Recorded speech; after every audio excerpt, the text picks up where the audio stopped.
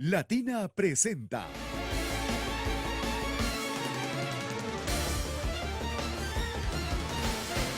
Hola, estamos en la casa de Alfredo Barnechea, candidato a la presidencia por Acción Popular. Buenas tardes, Alfredo, gracias por recibirnos en tu casa. No, encantado que estés aquí. ¿No es hasta cierto punto insólito que un periodista o intelectual en el Perú quiera ser presidente? Lo he pensado mucho, me han preguntado mucho, y lo he pensado mucho yo. ¿Qué es lo que un periodista aporta realmente al debate político? ¿Sabes qué he notado? Y no sé si esto debería decirlo, de repente no debería decirlo, porque no es políticamente correcto decirlo. Pero muchas veces en programas de televisión actuales he sentido que el entrevistador no tenía curiosidad por lo que yo estaba diciendo. Y creo que la primera condición fundamental de un buen entrevistador es, por supuesto, prepararse, ser una persona preparada, prepararse para la entrevista, pero ni siquiera eso. La primera condición esencial de un entrevistador, yo creo que es tener curiosidad por la persona que tiene al frente. Y a veces mis mejores entrevistas han salido de algo que fue para mí muy inesperado y que de repente descubres en el momento por tener el oído atento al otro. Entonces yo creo que un periodista representa la curiosidad por el punto de vista del otro. La segunda cosa que creo que es muy importante es, el otro no piensa como tú, pero de repente tiene la razón. Y si no tiene la razón, de repente tiene una parte de la razón. Y yo creo que ese es uno de los problemas que nosotros tenemos, la enorme fragmentación de voces en la política. Entonces un periodista que tenga la curiosidad por el otro, que tenga el oído fino para tratar de tener la otra razón, puede cumplir una función interesante de convocar y de unir. Y entonces, en el fondo, gobernar no es muy diferente de hacer periodismo, sino que son dos vocaciones que confluyen. Ambas tienen que ver con saber escuchar. Saber escuchar es una virtud bien difícil, bien difícil. Felizmente se aprende. Cuéntale a la gente en qué has trabajado. ¿En qué momento? Porque en toda mi vida. No, bueno, no todo el currículum, pero los trabajos que tú sientes que te han marcado, que te han hecho quien eres. Bueno, el trabajo que me ha hecho quien eres es el periodismo, sin duda ninguna. Sin duda ninguna. Yo soy básicamente un periodista. ¿El periodismo escrito o la tele? Yo lo que me refugio es lo que a mí me gusta hacer. Yo lo que adoro hacer son columnas. Yo creo ser iba a decir una cosa pretenciosa, yo creo ser un buen columnista. ¿Eso no es pretencioso? No, sí. ¿Eso es verdad? Sí, yo he escrito muchísimas columnas, adoro escribir columnas. Pero no se puede vivir de escribir columnas. No, por supuesto no, imagínate. Eso es lo malo. Bueno, si eres Mario Vargas Llosa o sí, puedes vivir de escribir las columnas, pero yo creo que eso es lo que a mí me gusta. Yo soy un columnista. Soy, por ejemplo, yo no soy un hombre de periódicos, ¿no? Soy un hombre de revistas. ¿No te gusta la neurosis del periodismo diario? Quizás porque a ver, tú me preguntabas cuenta que hiciste, yo cuando empecé el periodismo, empecé en Olla, luego trabajé en Caretas con Sileri. 2 años después de eso, yo tuve el programa de televisión que me hizo una persona muy famosa, que me dio muchos éxitos y me dio muchas satisfacciones, que cambió mi vida, me transformó, me hizo una persona distinta, me abrió puertas extraordinarias, o sea, al final salí ganando, digamos. ¿Y la fama te hizo mejor? En mi vida. Te contesto, pero déjame contestarte una cosa porque nunca había reflexionado sobre esta pregunta. No es tan fácil esa pregunta. No, la fama... Nunca sentí la fama, tú sabes. O sea, era famoso, iba a los restaurantes, me daban la mesa, pero... Famoso en Lima. Nunca mi modelo de referencia ha sido Lima. Entonces... y además yo siempre he sabido que ser famoso en Lima es como que, bueno, ser famoso en Lima es nada, pero eso no es el mundo. De acuerdo. ¿No? Si yo fuese famoso en el Faubourg Saint-Honoré en París, a una cuadra del Palacio del Eliseo, bueno, esa es la fama. O digamos, estoy en la Quinta Avenida y me paran a saludar, eso es la fama, pero ser famoso en Lima. Entonces, y además, para mí Lima no es un valor porque yo soy un provinciano. Entonces, yo siempre miraba a los limeños por encima del hombro, ¿no? Y entonces... pero yo para volver al anterior, que nunca había reflexionado, fíjate. Pero también entrevistaste a Julio Iglesias, ¿no? Bueno, es muy gracioso. También has tenido tu lado muy gracioso. ídolo. Bueno, yo soy un gran fan de Julio Iglesias. ¿Ah, sí? Sí, yo, mi vida En la universidad pues había los bohemozos que conseguían mujeres fáciles y los hombres que no éramos bohemozos pero que teníamos para conseguir chicas, aprendernos boleritos o canciones o recitar poesías. Y Julio Iglesias la verdad me ha ayudado mucho en mi vida, yo lo admiro mucho. ¿En qué te ayudó? A mí me ha acompañado mucho la música de Julio Iglesias, yo soy un gran fan de Iglesias. Yo lo sigo escuchando todavía.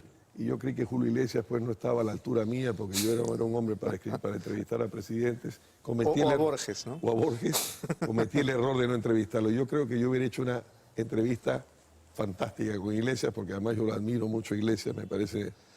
Pero bueno, así salió la historia. Ese es efectivamente que me había olvidado, ese fue el primer programa de contacto. Y porque además el periodismo te permite esa facilidad de conocer a grandes personajes que de otra manera no podrías ver en persona. Y a veces ocurre que los conoces y te haces amigos de ellos, ¿no? A veces no.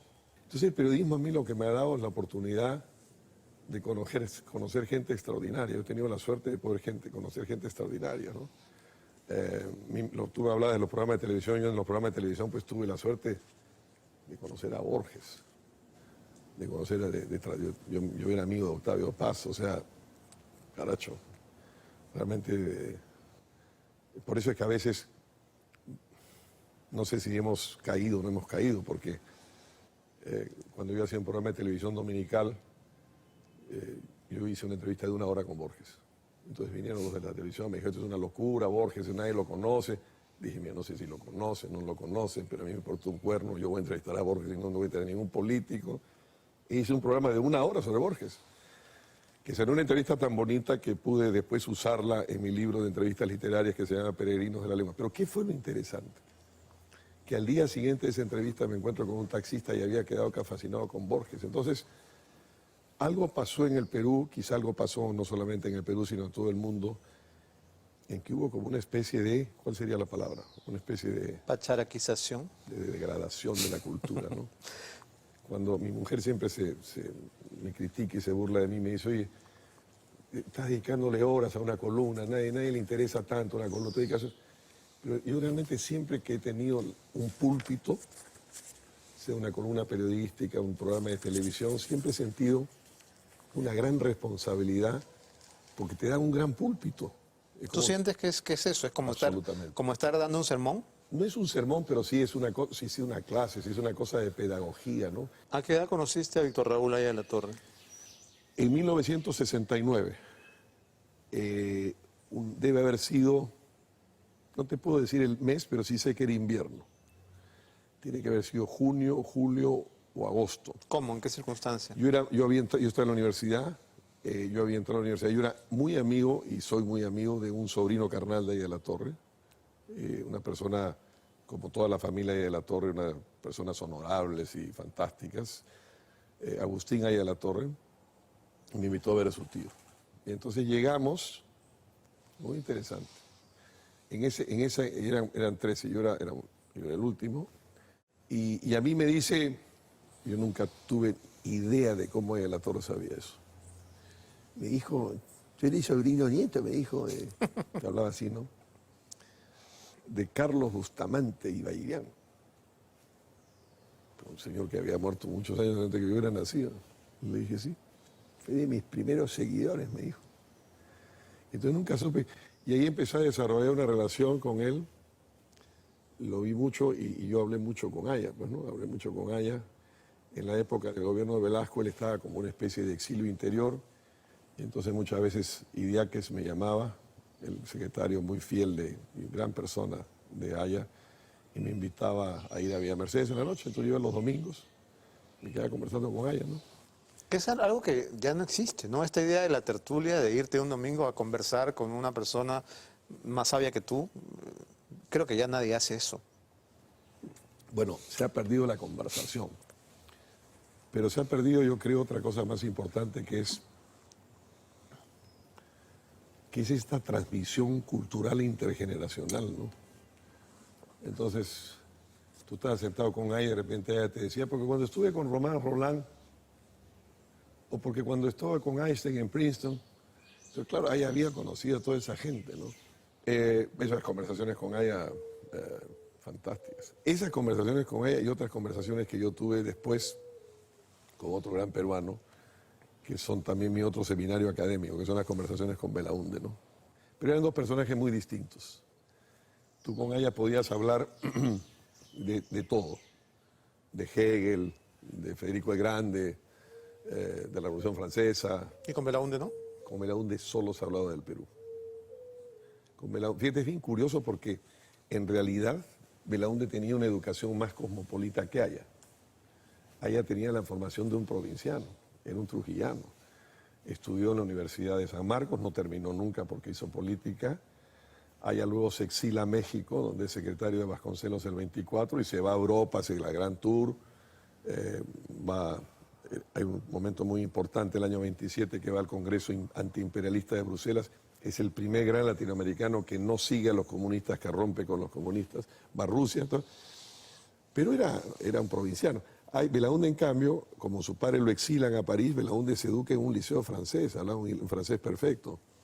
Y luego va a estudiar a Estados Unidos arquitectura. O sea, era muy cosmopolita, pero con Belaúnde no hablaba de nada. Con Belaúnde solo se hablaba de Belaúnde y sacaba un mapa viejo del Perú, o te decía, no, Vayamos al esto que mapa, me está ¿no? usted diciendo, Alfredo, se parece a algo que pasó el 45 cuando Castilla entra, vamos a hablar del libro de Ludulanto. O de repente Belaúnde te decía, oiga, Alfredo, usted se está yendo de viaje, ¿no? Sí. ¿Me puede traer este libro que ha salido del profesor de la universidad de no sé dónde, que es una nueva edición sobre las irrigaciones en el Perú? Muy interesante, pero muy obsedido. Es interesante, ¿no? Qué curioso, no había pensado esta que te acabo de decir, pero eran dos personajes muy distintos, los dos de una honradez intachable y acrisolada. Los dos eran personas, y eso es una cosa muy importante que la política peruana perdió. ¿Aya de la Torre habría sido un buen presidente del Perú? Tengo unas ciertas dudas, ¿Por qué? porque era un filósofo, era un pensador. Belaúnde no era un ingeniero, no era un arquitecto, pero era un constructor. Belaúnde era un hombre extraordinariamente práctico. Y luego, esto que debo decir, no sé si lo debo decir, pero como estamos hablando de cosas que no había Todo lo que pensado no debas decir, puedes decirlo puedo ahora. decirlo. Hay una gran diferencia, fíjate, que es muy, muy interesante. Aya tenía una cierta fascinación por la élite limeña. ¿Qué es lo que explica su evolución política? Belaúnde, que en el fondo era un señorito, era un hombre profundamente independiente de los ricos. No tenía ningún compromiso con los ricos del Perú. ¿Y tú, Alfredo, eres un señorito? No, yo soy lo que soy, yo soy un provinciano, soy un iqueño, soy un típico producto de clase media. Pero esta no es una casa de clase media. Viste, es una familia de clase media acomodada. Lo que pasa es que yo me he pasado mi vida trabajando. He viajado mucho. Hay países en los que he estado muchísimo tiempo. Digamos, no he vivido, pero prácticamente he vivido en España, que la conozco de memoria. Pero básicamente yo he vivido acá. Y en donde yo quiero vivir es en Ica, que es en lo que yo espero mudarme. No si ganas. Bueno, pero si gano algún día terminaré, porque son 5 años y tengo la seguridad que termino, me voy a vivir a Ica de todas maneras, ¿no? A Bogotá se intentó llevar el Congreso una semana a Ica y fue un caos. No sé cómo sería llevar Palacio. Pero Palacio hay que llevarlo también al Perú, ¿no? Esa es una vieja... El otro día estuve pensando en eso, ¿sabes? Y dije, ¿qué pasa si llevo la Corte Suprema a Ciudad Constitución? Que es una pequeña ciudad que Belaúnde dice en el centro, en la marginal. Así se hizo Brasil. Tú sabes que Brasilia... La Corte Suprema. Sí, se me ocurrió la Corte Suprema, dije, hay que sacar la Corte Suprema de Lima y los abogados y los lobistas y la gente, ¿no? A la Ciudad Constitución, le hacemos grandes casas ahí. Eso es en el medio de la selva. Bueno, la marginal comienza arriba en San Ignacio, ¿no? Entonces tú bajas de San Ignacio en Cajamarca, bajas, digamos, a Jaén, pasas después al departamento, eso es Cajamarca, ¿no? Pasas a Amazonas, que es Bagua, bueno, después vas a Rioja, Moyobamba, Tarapoto, que es San Martín, pasas a Huánuco, vas bajando Puerto Bermúdez, ahí está Ciudad Constitución, que fue una ciudad que Belaúnde construyó. Pero, ¿cuál es la idea en la que yo sé que es una idea un poco loca? No me decía Barnechea. Bueno, pero a veces esas son las mejores ideas. Ya Barnechea se volvió loco. No, así se volvió loco Brasil. Así nació Brasilia. Tú sabes que Brasilia, el presidente Kubitschek, que es el presidente que yo admiro mucho, A mí a veces me preguntan, ¿usted como qué presidente quisiera ser? Yo como Juscelino Kubitschek, que hizo, Kubitschek llegó el 56 y dijo, yo voy a hacer 50 años en 5. Construyó Brasilia en 2 años y 6 meses. Y entonces siempre todos sus asesores económicos le decían, no, señor presidente, no se puede, porque si usted sabe que el déficit fiscal, que la inflación, y él dijo, mire, si yo no construyo en mi gobierno, termino mi gobierno, se quede una ciudad fantasma, voy a hacer Brasilia. E hizo Brasilia en 2 años y 6 meses. Cuando ¿Y qué trasladó allá? Trasladó todo, pero nadie se quería ir, eso es lo interesante. Porque claro, la capital de Brasil, los diputados vivían en Río de Janeiro, los embajadores en Río de Janeiro. Río de Janeiro es una de las ciudades más hermosas del mundo. Digamos, es uno de los grandes anfiteatros de tú estás en Río, entonces Sí, en Río, claro. unos grandes anfiteatros. He estado en Río y no he estado en Ciudad Constitución. Y no- te voy a invitar, te voy a invitar. Quiero conocer la nueva Entonces, capital del Perú. No, y entonces no he dicho que vas a la capital del Perú, voy a meter Pero casi, ¿no? la Corte Suprema. Oye, Pero solamente la Corte, no, tendrías que mover más cosas. no debería elaborar más actividad porque tengo todavía que pensarlo un poco más, pero no, creo que no estoy tan descaminado. Yo creo en la descentralización. ¿Y eso cortaría con los lobbies, cortaría con las mafias? Nunca cortas con eso, pero es Los una- alejas, por lo menos. Es una cosa fundamental. Y además da la idea de lo que fue lo de Brasilia, la ocupación física del territorio, que fue una de las grandes conquistas de Belaúnde, ¿no? Ten en cuenta que la selva, la Amazonía, los incas le llamaban a esa zona el Antisuyo. Nunca entraron. Ahí no entraron los virreyes, no entraron los presidentes. Es Belaúnde el primero que incorpora eso, que hoy día es el gran depósito de agua, de oxígeno, de biodiversidad del mundo. Alfredo, cuéntale brevemente a la gente tu evolución política, porque sobre todo los más jóvenes no recuerdan mucho que fuiste candidato a alcalde por el APRA, luego diputado, y luego, si mal no recuerdo, también estuviste apoyando a Vargas Llosa con el Fredemo. ¿Cómo ocurre toda esta evolución de tus ideas? Cuando presentamos mi último libro en Madrid, que lo presentó Mario Vargas Llosa con mi amigo Carlos Olchaga, el exministro de Hacienda de España, Mario dijo algo que él creo que lo hizo para criticarme, pero en realidad me hizo un gran elogio. Dijo, Alfredo es la única persona que ha sido siempre socialdemócrata desde que yo lo conozco. Entonces, era normal que yo tuviese una fascinación por el pensamiento de Haya, que era eso, ¿no? Y como lo conocía a Haya, fui amigo de Haya, fue casi natural que a mí me pareciera que hacer política en el APRA fuera lo que había que hacer. Luego yo tenía una gran admiración y mantengo una gran admiración por la épica prista, por los miles y miles de muertos del APRA que murieron, gente desinteresada, gente noble, gente que murió, que peleó, que murió por la democracia, por la justicia social, que se enfrentó a las dictaduras, ¿no? Entonces, cuando muere Haya, el día que muere Haya, que se entierra Haya, yo sentí instintivamente que yo tenía que hacer algo para continuar eso. Pero luego, cuando viene el gobierno de García, su política económica me pareció un disparate, me pareció muy poco coherente, entonces yo me enfrenté a la política económica de García y rompo con García. El 85 asume García y el 87 tú renuncias, siendo diputado. Yo me enfrento al 87, yo no sé si renuncio al 87 o enero del 88, pero como efecto de la política de la estatización de la banca. Pero Y- renuncias a que a la bancada, porque no podías dejar de ser No, yo no congresista. podía renunciar a la bancada, porque no se podía renunciar a la bancada, es un puesto irrenunciable, pero yo me quedo apartado, me quedo en la práctica en una marginalidad política, y me quedo 27, 28 años independiente. El 90, cuando Mario es candidato, yo lo apoyo, pero yo no acepto ser candidato al Parlamento, no me parecía ético ni elegante que si yo había sido electo por el APA y el 90 fuese diputado, entonces no fui, me fui a Harvard y me quedé independiente 27 años. Pero en ese lapso, en ese largo tránsito, yo me hice muy amigo de Belaúnde. Nos hemos olvidado de un capítulo de tu vida política. Hemos hablado de la candidatura a la alcaldía, de tu paso por el Congreso, de tu apoyo a Vargas Llosa, y nos estamos olvidando del 95, Sí. de la campaña de Javier Pérez de Cuéllar. Sí. ¿Cuál fue tu rol ahí? Bueno, yo tuve unas largas conversaciones con él. Hay que contarle a la gente que Pérez de Cuéllar es el padre de tu esposa, ¿verdad? No es el padre de mi El esposa. padrastro. No, tampoco. Él estuvo casado 38 años con la mamá de Claudia, que ella sí era una mujer extraordinaria. La gente siempre habla mal de las suegras, pero Yo adoraba a mi suegra. Mi suegra, para mí es una tragedia que no esté viva. Una mujer- Marcela. uf, Marcela Temple. era una Pérez de mujer Cuellar. brillantísima. Primero era de las mujeres más bellas del mundo. Era una mujer generosa, gran amiga, astuta, práctica, conocedora del mundo, pero generosa, buena persona, una maravillosa mujer. Entonces, por ella es que yo tenía la relación con Pérez de Cuellar. Y entonces, él creía que podía ser candidato.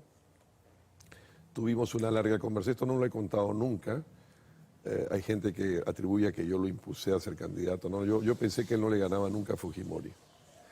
Y tuvimos una conversación larga en París, caminando en el Quai d'Orsay, por el Quai d'Orsay, al costado del río Sena, frente al Ministerio de Relaciones Exteriores, que por eso se llama el Quai d'Orsay.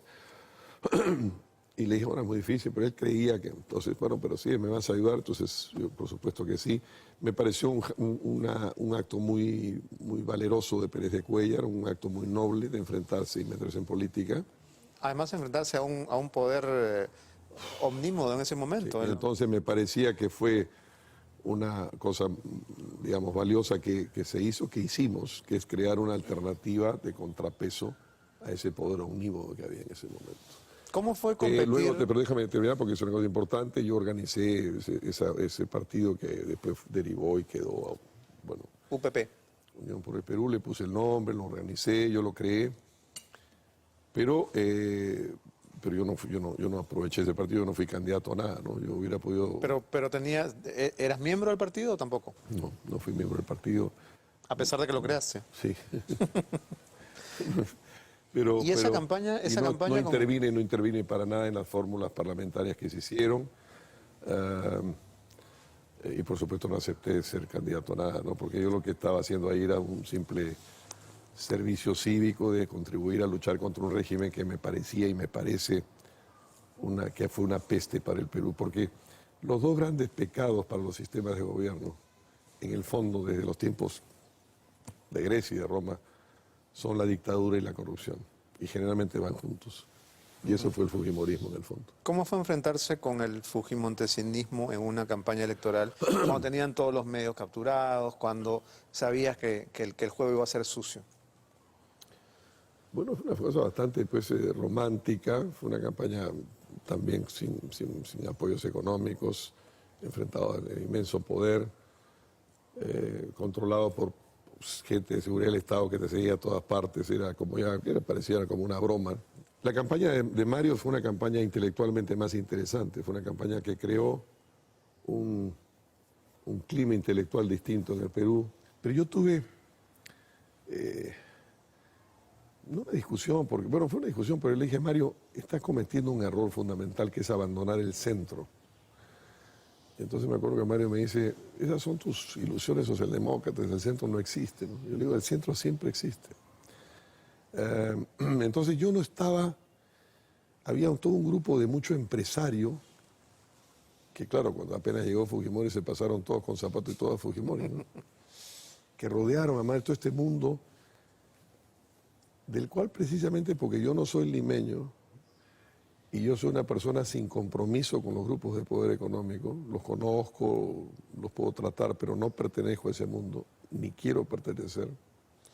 Volviendo a la campaña de Pérez de Cuellar, me has dicho que no tuviste que ver con las listas del Congreso, sin embargo, he escuchado que sí recomendaste a Nel Townsend para el Congreso, ¿esto es verdad? Es verdad.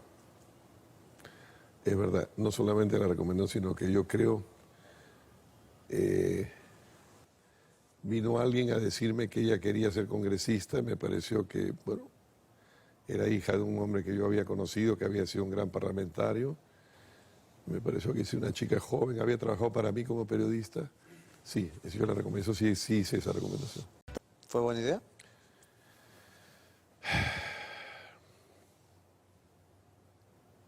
En ese momento yo creo que sí, porque tú no puedes prever la evolución posterior, ¿no?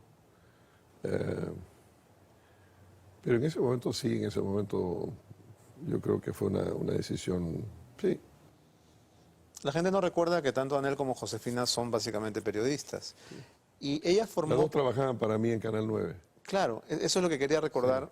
Hiciste un programa en el cual también trabajaba Verónica Insausti, ¿verdad? Verónica trabajaba. Magnífica periodista. Pero Anel no trabajó ahí. Anel también. ¿También? Anel trabajó ¿Sí? también, Anel y Josefina. Anel trabajó, sí, las dos trabajaron ahí, sí. Es un programa corto, porque se interrumpió esos programas justamente porque vino la campaña del 95. ¿Cómo se llamaba? No me acuerdo el nombre. Puede llamarse en directo, puede haberse En llamado, directo. sí, que era como una continuación de Contacto y Directo, y entonces eran dos puntos de vista sobre un tema. Eso me divirtió. Era muy divertido, tú sabes, Beto, porque ahí me di cuenta de lo que era la tiranía del rating. Yo había hecho televisión en los 70 cuando el dueño del rating era yo.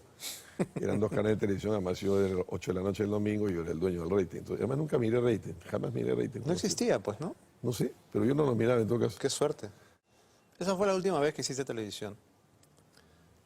Sí, yo hice también por esos años, un poquito antes, 93, eso 94. es 93, 94. Yo hice televisión en el 93 en Estados Unidos con el CNN, que estaba asociado a Telemundo, y Telemundo me pidió que yo fuera el periodista y querían llevarme.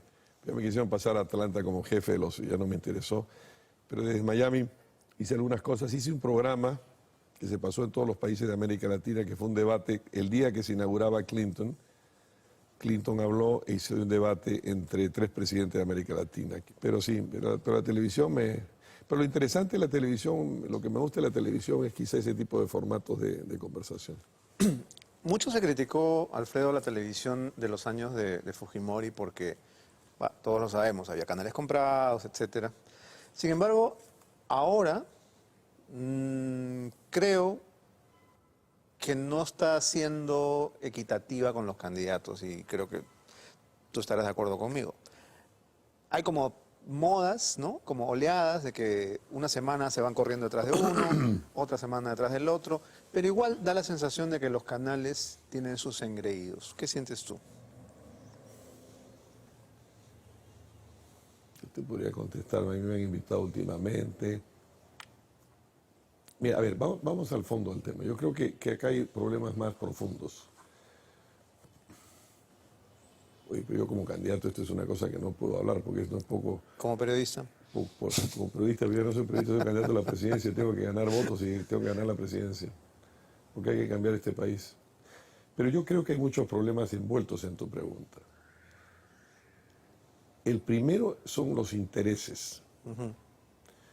Cuando yo hacía televisión, cuando yo empecé en televisión, había broadcasters, para usar la palabra en inglés. Y entonces hoy día han entrado intereses. Entonces se cruzan los intereses. He hecho una serie de notas que no he usado todavía, así que voy a usar algunas, si me permites. Has dicho, el fujimorismo fue una alteración de valores republicanos. Y has dicho también que el país, desde hace 25 años, funciona a lo Fujimori, funciona en un esquema, en una manera de actuar fujimorista. Sí. Lo que tú planteas es sacarnos de ese esquema. ¿Cómo? El fujimorismo fue muchas cosas, fíjate, fue el sometimiento del poder político al poder militar. Fue el avasallar el poder judicial, la compra y la corrupción del poder judicial. La gente ya se ha olvidado que nombraron los contralores a medida.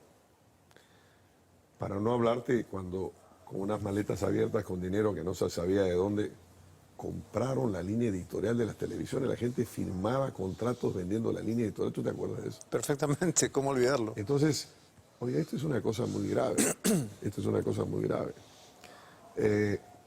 Pasaron cosas profundas, yo te voy a dar 2 cosas que a mí me aterran del fujimorismo. Una acaba de salir y nadie le ha prestado pelota al tema. El que parecía ser uno de los grandes narcotraficantes peruanos, lo agarraron y para que no declarara nada lo metieron a la base naval y desapareció. Y 20 y tantos años después sale y dice, yo me convertí en un gran narcotraficante porque Fujimori y Montesinos yo les pagaba y me permitieron hacerlo. Vaticano. Coño, es una cosa muy importante, muy grave. Y los No medios pasó de nada. comunicaciones... A la señora Keiko Fujimori no cuenta absolutamente nada. Y no sabemos dónde está, ¿no? Ya desapareció. Hay otra cosa más grave.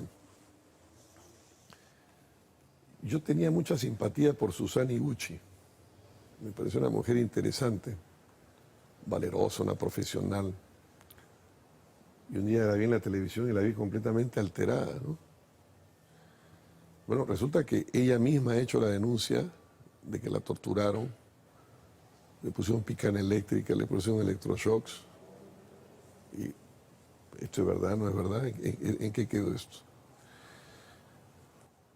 Y voy a decir algo que no debo decir. Oiga, señor, usted, que es candidata a la presidencia hoy día, no defendió a su mamá. ¿Y usted quiere que yo confíe que usted va a defender al Perú? Una de las cosas que podría descorazonar a quienes quieren votar por ti es tu afición por los toros. Ah, caramba. ¿Tú eres un taurino? ¿Eres Yo soy una persona asiduo de hacho? soy una persona que tiene un defecto, hombre, que siempre trato de decir la verdad. He ido a Quillabamba y les he dicho, mire, yo soy un candidato que estoy a favor de la minería. He estado con el cardenal Cipriani y le he dicho, mire, yo lamentablemente creo en los derechos de las minorías, en fin, toda una conversación. Sí, yo soy un amante del mundo taurino, pero estoy en muy buena compañía. A esos jóvenes que son antitaurinos, pero que son de repente grandes aficionados al arte o a la literatura, yo les diría, el más grande pintor del mundo, probablemente tan grande como Rubens o Velázquez o más, sin duda el gran pintor de los últimos 200 años fue naturalmente Pablo Picasso. Pablo Picasso era una persona que no podía dejar de ir a los toros. Él estaba exilado en Francia, así que iba a Nîmes y a Arles, en Arles y en Nîmes, porque descubrió en el mundo de los toros un enorme simbolismo de enfrentamiento entre la vida y la muerte, y de cómo era un arte en que a través del arte tú encontrabas una mitología del mundo. O un escritor como Hemingway, ¿no? En consecuencia, pero además te contestaría de otra manera. Tú conoces Cajamarca, me ha dicho que no ha sido a Ciudad Constitución, pero ha sido a Cajamarca. Cajamarca, sí, claro. Pero habrá sido a la capital. Pero si tú vas a Cajamarca y vas a Celendín, a Cutervo, a Chota, a San Miguel, es el departamento más taurino del mundo. Lo que no puedo es disfrazar, lo que no puedo es no ser lo que yo soy. Yo soy un provinciano criollo, yo pertenezco al mundo criollo. Me has dicho qué significaba para Picasso, pero no me has dicho qué significa para ti. ¿Qué te da, qué te inspira una corrida de toros? La enorme belleza de los toros es que parece un arte del espacio. Se desarrolla en un espacio, pero en el fondo es un arte del tiempo. Es cuando un artista se introduce en el reino de la naturaleza y a través de un trapo hace pasar un animal más despacio y crea un tiempo distinto. Y cuando uno sabe de toros y encuentra eso, la sensación estética de eso es una cosa absolutamente extraordinaria. Y tiene además, obviamente, un profundo componente de tragedia, ¿no? Un profundo componente de tragedia y un componente de tragedia y de la victoria del hombre frente a la naturaleza por el coraje y por el arte, ¿no? Es una cosa muy interesante. A veces, porque no siempre gana. Sí. Pero a ver, esta discusión la voy a perder. Yo no estoy siendo Porque- antitaurino, solo te estoy No preguntando. voy a perder porque sé que hay una serie de clichés sobre pero yo lo que tengo que ser es muy honesto contigo. Yo creo que va a ser más interesante que digas más lo que que... contigo, yo tengo que ser honesto conmigo. Eso es lo que yo soy, eso es lo que Claro. creo, eso es a mí lo que me gusta.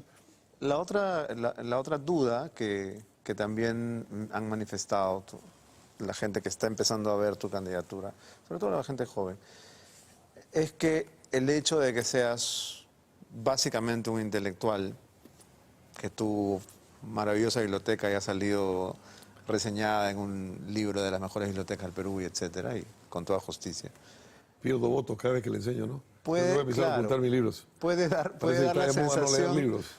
Sí, puede dar la sensación de que estás en una especie de torre de marfil, ¿verdad? entre libros de filosofía, poesía, literatura y... Yo no leo ni filosofía ni poesía. Bueno, leí poesía. ¿Poesía mucho. no? Sí, no, poesía sí. Ah, Poesía leí mucha no poesía. te me caigas, Ya leí, ¿cómo no, que no, no? no, leí mucha poesía. Estaba pensando en novelas. Poesía sigo leyendo, sigo leyendo. Ya no leo novelas. Pero te preguntaba si si eso no piensas que podría alejarte de Mira, la realidad.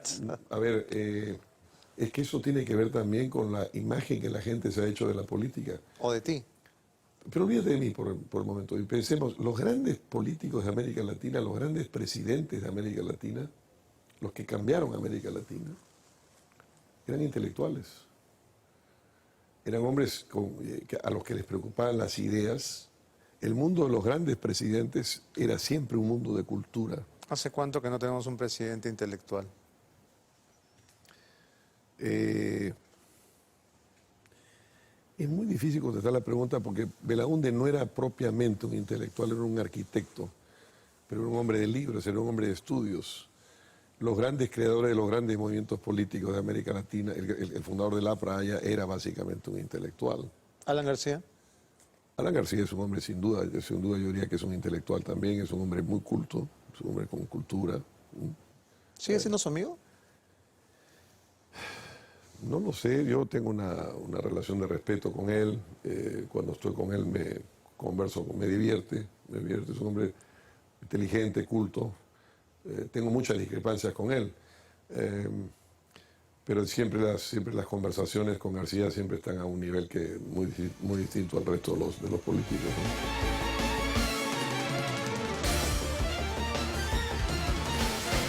Te puedes ser amigo de Alan, de Vargas Llosa, de Pérez de Cuéllar, perfectamente, sin que uno se resientan o lo vean mal. Sí, yo creo que sí. Por lo menos sí. Sí. Sí, ¿por qué? Porque yo siempre he sido muy,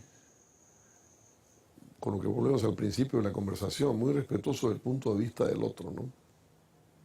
Y en esta campaña, por ejemplo, siempre me preguntan por los candidatos, yo no opino sobre los candidatos, trato de no personalizar, porque quiero que esta campaña sea una campaña de ideas, o sea, yo estoy en esta campaña no por intereses, sino por ideas, es decir, yo creo que lo que hay que hacer es cambiar la dirección del país. El país como está no va a funcionar. ¿Has dicho que 1,5 millones de soles es tu presupuesto de campaña? No es nada, ¿no? Bueno, pero eso es lo que podemos Escuchando hacer. las cifras que manejan otros. Nosotros somos un partido sin recursos, somos un partido, en 1956 Belaúnde dice que abrió los brazos y dijo estoy aquí solo. Pero estoy sin camiones, sin matones, sin millones. Y sin ladrones. Yo he dicho estoy aquí solo y somos un partido sin millones, pero sin ladrones. Alguna vez le pregunté a Lourdes Flores cuánto costaba un pan y no me supo responder. Yo no te voy a preguntar cuánto cuesta un pan, te voy a No, preguntar. pero yo te puedo contestar. ¿Sí? Sí, ¿Cuánto? Pero te voy a contestar de otra manera. Compro, no debía contestarte esto porque mi mujer me dice que eso me hace daño porque me está engordando. ¿Te manda a Yo lo que comprar pan? Mi mujer manda a comprar pan, a veces los domingos. Ok. Compro en Robeño el pan. Estamos vacunados con los sacos largos. Compro pan de yema, pero en realidad lo que yo compro es el chancay, Ajá. que es lo que a mí me gusta. El chancay de buen gusto, ¿no? No, bueno, ese gusto también, efectivamente. El chancay de buen gusto me cuesta... El chancay de Robeño me cuesta 50 centavos, el de buen gusto me cuesta por ahí. Pero ese no es el precio del pan, ¿ah? Pero ese es el precio del pan, ¿no? El precio del pan es menos. Depende de qué pan compres. Claro. Si compras el pan francés o compras el pan de... Pero yo sé el precio del pan. ¿Cuál es? Lo que compro en Robeño lo pago en 20 centavos. Me has dicho el precio del chancay, no me has dicho el precio Porque del es pan. lo que como yo, pues. Bueno, nada light, dicho sea de paso, ¿no? ¿Con mantequilla? Lamentablemente, Sí, con mucha pues, mantequilla, sí, y ese es el problema que mi mujer me dice, mejor cómete el pan más barato y no uses el chancay. ¿Qué otra pregunta? ¿Sabes cuánto cuesta el galón de gasolina? El de 84. Te puedo decir cuánto cuesta el de 90, que Que es el que tú compras. que es el que uso yo. ¿Cuánto? Y te puedo decir cuál es el grifo más barato. El grifo más barato está en la Panamericana Sur, es el grifo Bolívar. Ya. Y pagué ayer 10 soles 77 10 soles es alto, ¿eh? y el salto ahora, debía estar más barato. ¿El pasaje metropolitano cuánto cuesta? Yo no tomo metropolitano. Yo tampoco. Porque voy en carro. Depende, pues los pasajes en combi o metropolitano que tú puedes estar pagando entre un sol 20 o un sol 50. Pero esto viene a propósito de qué? Para saber la realidad. A propósito de cuánto conoces un poco. Pero yo no soy, pues, yo no sé, sí, claro, sí. Lo conozco bastante, pero mira, pero quien la conoce mejor es mi mujer. ¿Qué necesita tu campaña para ¿Levantarse? reventar, Yo diría que para romperla? Bueno, las campañas se mueven por tiempo y por plata, pero yo no quiero tener plata. Ahora, te decía que no solamente es un tema de dinero, sino que las campañas modernas se libran en las redes, Sí. ¿no? Se libran en la... En las redes en que he descubierto también que hay gente que ha crecido mucho en las redes, otros candidatos, y que han puesto, hemos hecho ya la contabilidad, han puesto centenares de miles de dólares. Nosotros no hemos puesto un centavo en las redes. Creo que lo que hemos gastado en redes son $1.000. En total. Sí, 1.500 dólares hemos puesto en las redes. Yo no sabía que había que poner plata en las redes porque yo era un hombre alejado de las redes. Pero todo nuestro crecimiento es un crecimiento puramente orgánico. Han aparecido unos jóvenes en Chiclayo, en Tarapoto, que se han llamado los Barnechéveres, que me emocionan mucho. Barnechéveres. Sí, estoy muy agradecido con ellos. Mira, yo no creo que el dinero hace las campañas. Las campañas, ¿sabes lo que son? Son sueños. Son sueños. El sueño de que, oiga, ¿usted por qué yo me meto en esto por un sueño? Tengo el sueño de un país diferente. Déjame terminar esta conversación con la pregunta con la que generalmente comienzo. ¿Por qué quieres ser presidente? Porque quiero cambiar este país y porque creo que tengo la visión para hacerlo. Porque me he preparado toda mi vida para hacerlo. Porque sé que hay que hacerlo. Y porque yo creo que en 5 años yo voy a voy a hacer un cambio de 20 años en este país. Va a ser un sacrificio para mí, para mi familia, pero realmente creo que el Perú puede ser en una generación un país industrializado. Gracias.